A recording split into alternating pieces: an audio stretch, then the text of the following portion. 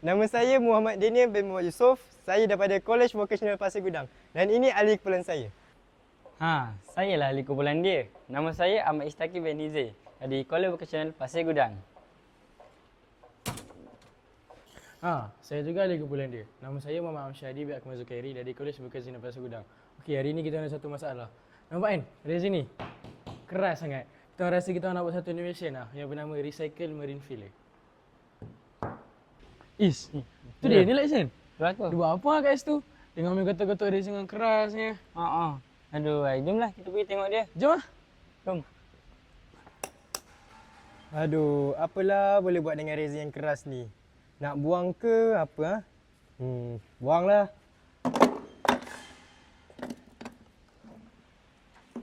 Beratnya. Nak bawa resin keras ni pergi mana? Nak pergi buang lah. Dah banyak sangat. Daniel, kau tahu tak resin ni banyak kegunaan dia? Apa kegunaan dia? Dah keras. Beritahu dia Kau tahu tak, resin keras ni kita boleh recycle dia kembali. Contohnya menjadi serpihan serbuk filler. Boleh jadi ke? Boleh. Jom kita ajar dia. Jom, bawa. Apa kegunaan dia? Daniel ni, kan aku dah kata tadi, benda ni kita boleh recycle kembali menjadi serbuk filler. Lepas tu, sudah menjadi sebuah filler tu, kita tampal lah pada lubang-lubang yang sudah pecah macam ni. Oh, macam tu. Tapi sampai sekarang aku tak tahu macam mana nak pecahkan. Daniel, kau nampak tadi tak fahamnya. Kau tahu tak, benda ni senang nak pecahkan. Jom lah, aku tunjuk kau macam mana. Boleh lah, jom lah. Jom. Kenapa tak resin ni? Nampak? Macam mana nak guna? Lubang kecil, resin besar. Dah lah, buang je lah. Tak payahlah buat innovation tu. Sabar dulu. Mesin ni, sebelum kita guna mesin ni, kita ada langkah-langkah dia. Okey, jom kita masuk langkah dia. Okey, jom. Mula-mula kita kena ketuk resin menggunakan tukul besi dengan pahat besi.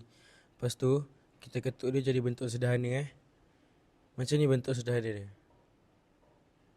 Oh, penatnya Is. Relax lah Nya. Tadi baru langkah pertama. Ada langkah lain ke? Ada, langkah terakhir. Oh, kalau macam tu, sebelum kita buat langkah terakhir, kita pakai safety dulu lah. Pakai mask. Betul juga tu. Bahaya serbuk ni. Jom kita pakai mask. Jom. Okey Is, kita dah pakai mask ni. Lepas tu macam mana nak kisah? Cara dia macam ni. Jom. Langkah terakhir kita mestilah memastikan mesin dalam keadaan selamat sebelum kita kisah, dan ini cara dia.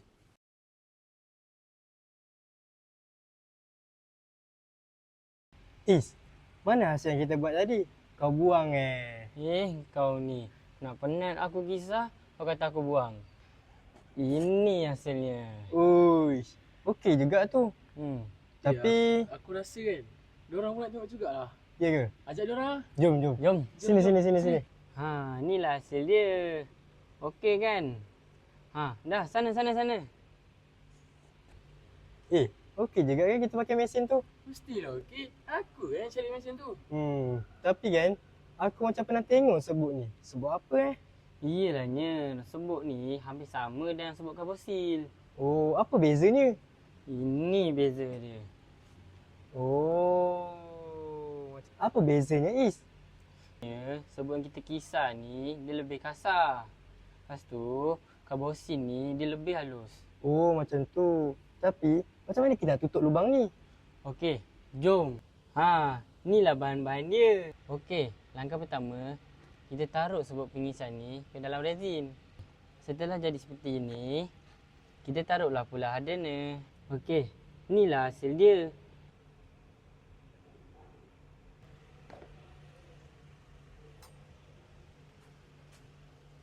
Okey, inilah hasilnya sesudah kita taruh di tempat aplikasi. Is, tadi kan kau letak lebihan resin ni dekat tempat aplikasi ni. Aku rasa aku nak bandingkan lah apa beza karbosil ni dengan lebihan resin ni. Langkah pertama, kita kena letak karbosil ni dalam resin ni. Okey, lepas tu kita letak hardener. Okey, sekarang kita letak kat tempat aplikasi.